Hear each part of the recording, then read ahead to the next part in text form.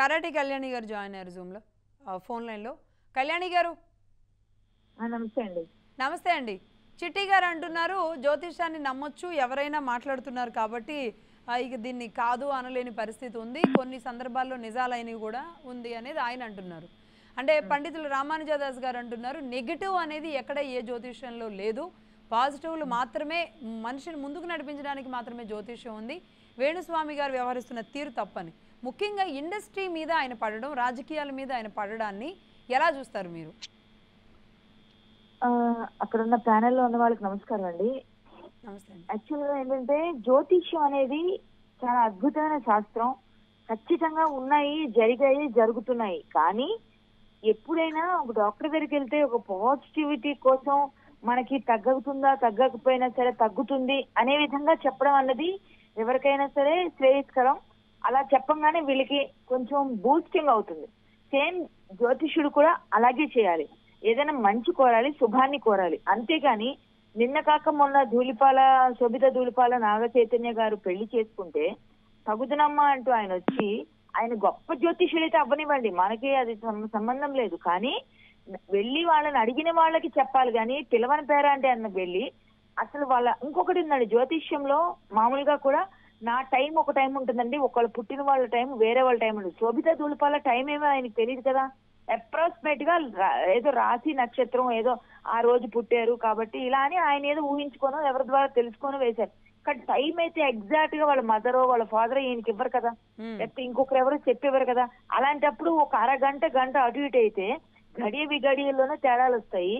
ఒక అరగంట తేడా వస్తే లగ్నం తేడా వస్తుంది, నక్షత్రం తేడా వస్తుంది. ఒక 2 గంటల నక్షత్రం ఉండొచ్చేమో, కానీ లగ్నం తేడా రావచ్చు. చాలా చాలా మార్పులు జరుగుతాయి. దానివల్ల ఆమెకుండే నక్షత్రాలు ఏ ప్లేస్ లో ఉన్నాయో ఆ ప్లేస్ ని బట్టి చూస్తారండి జాతకం.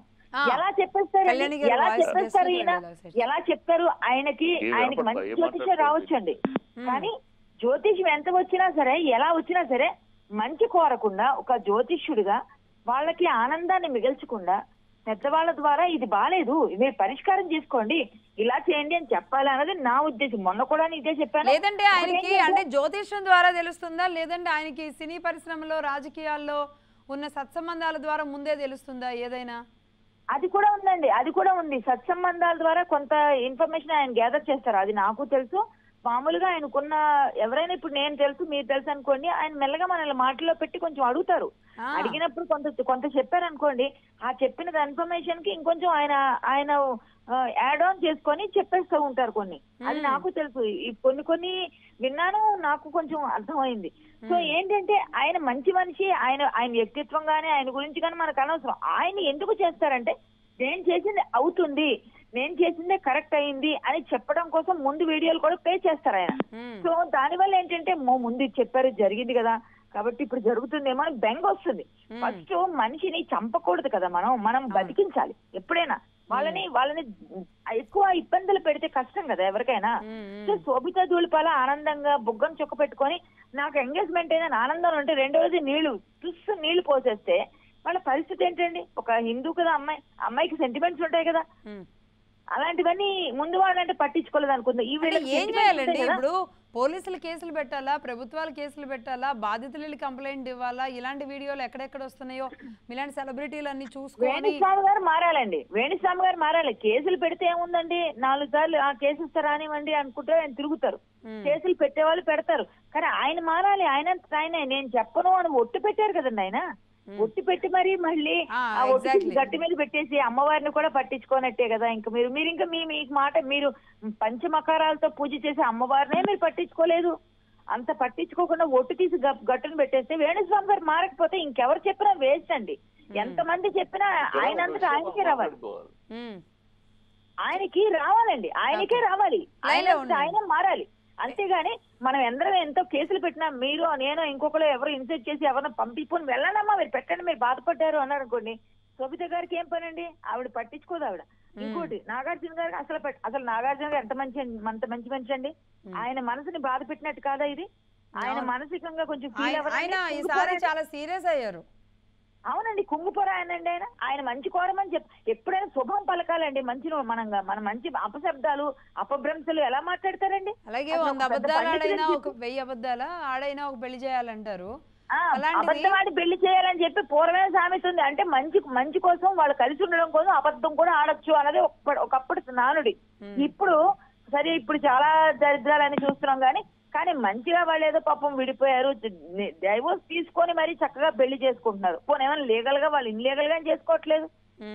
డైవోర్స్ తీసుకొని వాళ్ళు మంచి కోసం పెళ్లి చేసుకుంటుంటే మనం వెళ్ళి వీళ్ళంతా అక్షంతలు వేసి వేణుస్వామి గారు ఏదైనా ఒక మంచి పోన్లేండి వీళ్ళకి బాగాలేదు, ఈ పరిహారం చేయండి, నాగార్జున గారి దాకా ఇచ్చి అరవేయండి, ఈ వీడియో అందుకే చేస్తున్నాను, ఆయనకి తెలిస్తే ఆయన పరిహారం చేసుకుంటారు, లేకపోతే వాళ్ళు చేయిస్తారు, పెద్దవాళ్ళు చేయిస్తే వాళ్ళు బాగుంటుంది, అలా చెప్పాలి.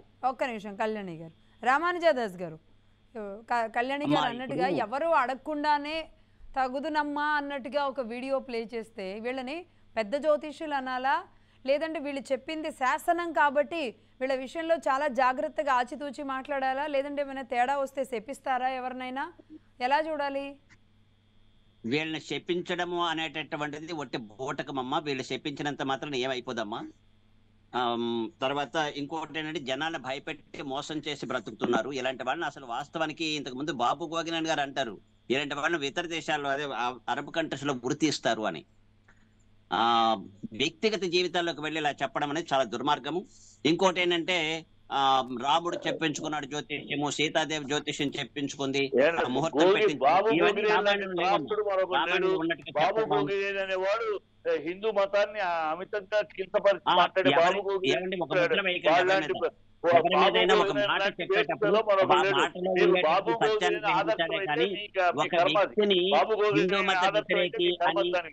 హిందూ మతస్థుడు అని బయటపడిపోయింది. సత్యాన్ని మాత్రమే గ్రహించాలి తప్ప ఆ వ్యక్తి మొత్తం అంతా వ్యక్తిత్వం గురించి మాట్లాడడం లేదు. బాబు గోవిని ఎత్తిని పెట్టుకుని పొగడదుకుంటే అంతకన్నా అధ్వానం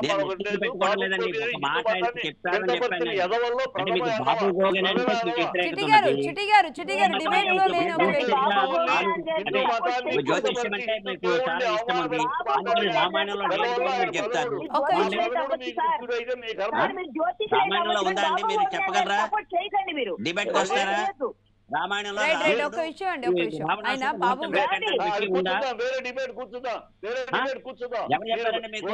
వాల్మీకి రామాయణం ప్రమాణమా లేకపోతే ఎవరు దిక్కుమాలిన రాసిన రామాయణం ప్రమాణం? అది కూర్చుందాం ఓకే, కానీ బాబు ఏదో పెద్ద ఫోటోగాళ్ళు లాగా హిందూ మాట చిట్టి గారు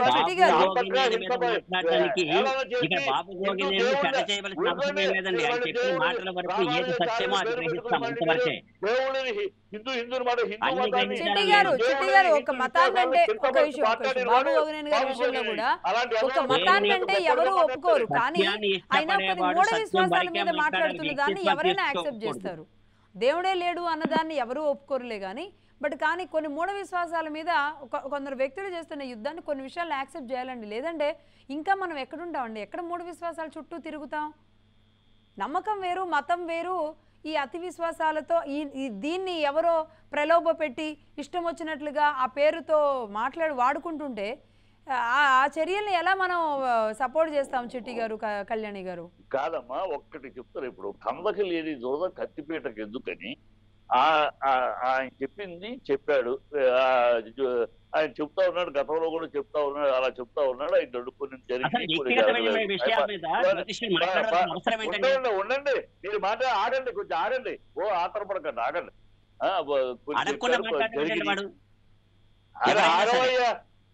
ఆగండి కొంచెం. ఏమండి, ఆయన జ్యోతిష్యులే, ఆయన అది తప్పు అని చెప్తున్నారుగా, మనం అది కాదు. జ్యోతిష్యులే ఉండే ఆయన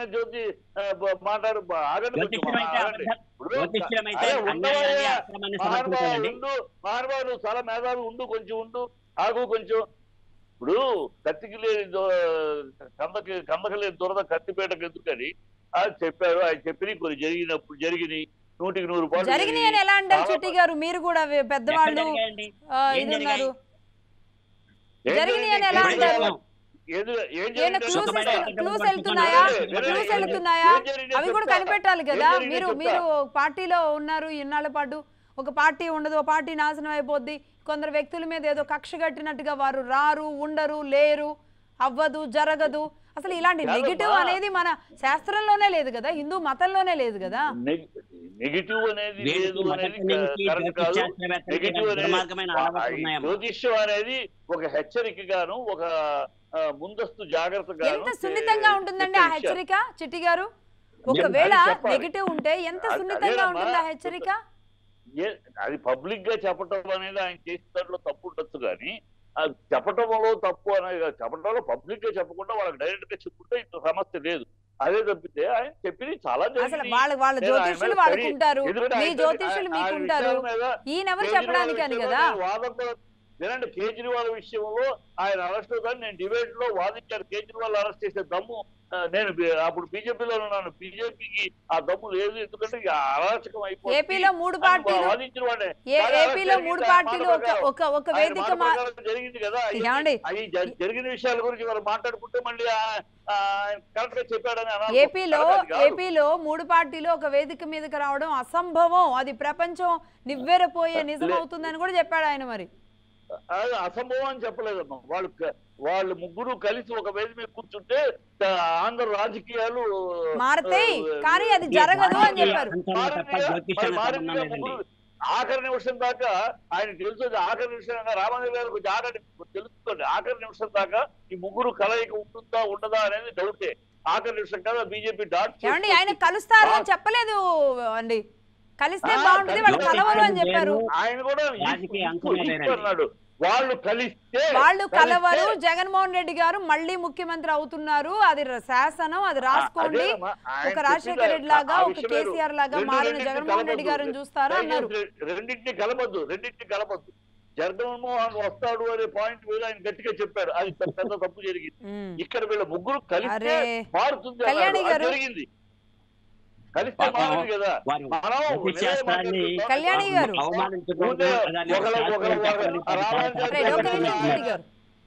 గారు, ప్రొఫెషనల్ జడ్జెస్, ప్రొఫెషనల్ కళ్యాణి గారు, ఇండస్ట్రీ తరపు నుంచి వేణుస్వామి గారికి చెప్పాలంటే మీరు ఏం చెప్తారు? కాదు, రామారాజు ఆయన మాట్లాడుతూ చూస్తుంటే ప్రొఫెషనల్ జడ్జి, ప్రొఫెషనల్ ఈర్ష్య కనపడతారు.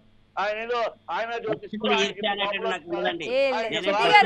తప్పదు అలా మాట్లాడడం కరెక్ట్ గా. ఎప్పుడు కూడా ఒకటే మాట చెప్తున్నాను, జ్యోతిష్యం అనేది నమ్మొద్దు. మీకు ప్రొఫెషనల్ జడ్జి తప్పండి. చిట్టి గారు, ఆయన మీతో పాటు గౌరవ ప్యానెల్ సభ్యులు. ఒక విషయం, చిట్టి గారు ఒక విషయం, ఆయన మీతో పాటు మహా న్యూస్ ప్యానెల్ లో ఉన్న గౌరవ సభ్యులండి. చిట్టి గారు చెప్పేది వినండి, పెద్దలు మీరు. ఆయన మీతో పాటు ప్యానెల్లో ఉన్న గౌరవ సభ్యులు, ఆయన ఎవరో కూడా మీరు చూడలేదు, ఆయన ముఖం చూడలేదు, ఆయన నాలెడ్జ్ తెలియదు. ఈర్ష అంటే ఈరోజు ఫేమ్ అయిన వాళ్ళు అయితే పెద్దవాళ్ళు.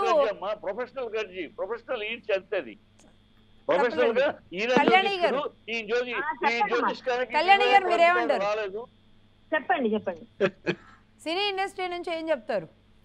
సినీ ఇండస్ట్రీ నుంచి ప్రముఖుల జ్యోతిష్యం చెప్పడం, ఆయన చెప్పినవి జరిగి ఉండొచ్చండి, ఆయన చెప్పినవి జరగవచ్చండి. ఇంతకు ముందు వినండి, ఇంతకు ముందు జరిగినవి జరగవచ్చండి, జరగవచ్చు కూడా, ఇక ముందు కూడా జరుగుతాయేమో, జరగవేమో, అవన్నీ పక్కన పెడితే వాళ్ళకి అవసరం లేకపోయినా వచ్చి జ్యోతిష్యం చెప్పడం వల్ల కొంత డిస్టర్బెన్స్ వాళ్ళలో పెరిగే అవకాశం ఉంది.